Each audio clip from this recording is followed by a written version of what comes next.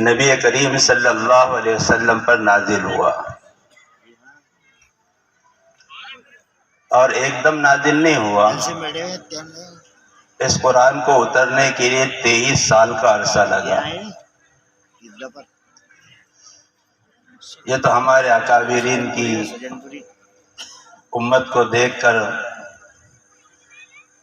سہولت پیدا کر دی اکابرین نے، اس قرآن کو سمجھنے کے لیے 9 سال کا کورس رکھا، ورنہ اگر 23 سال کا بھی رکھتے تو کوئی بڑی بات نہیں تھی۔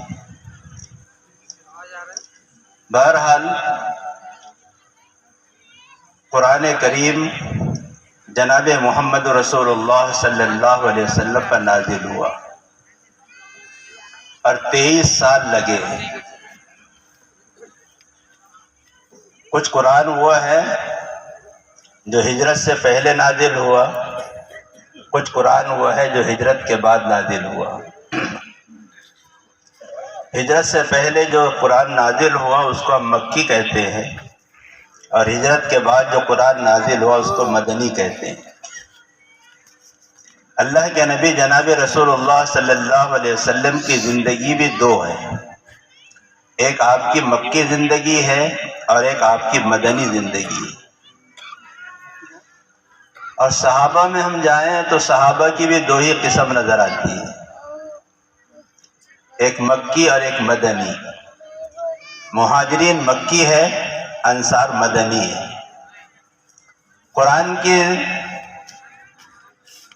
2 قسم مکی اور مدنی۔ قرآن جو نازل ہوا وہ 23 سال کے عرصے میں نازل ہوا ہے، اور قرآن صرف اللہ کی کتاب ہی نہیں ہے، اس لیے کہ ہمیشہ اللہ کا یہ دستور رہا ہے، یہ ضابطہ رہا ہے کہ اللہ اپنے نبیوں کو معجزات دیتے ہیں۔ معجزات کیوں دیتے؟ معجزہ دلیل نبوت ہوا کرتا ہے۔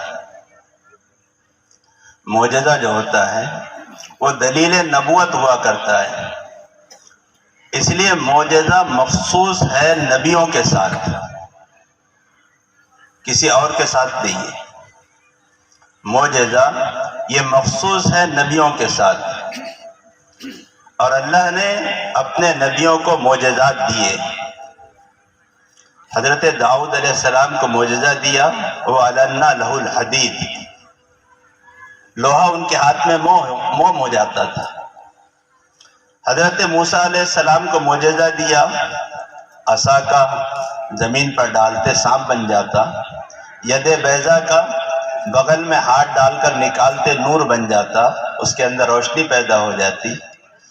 حضرت عیسیٰ علیہ السلام کو معجزہ دیا، وَأُبْرِئُ الْأَكْمَحَ وَالْأَبْرَصَ وَأُحْيِي الْمَوْتَى، مادرزاد اندھا مادرزاد کوڑی اس پر ہاتھ پھیر دیتے وہ اچھا ہو جاتا، مردے کو آپ زندہ کر دیتے وہ زندہ ہو جاتا۔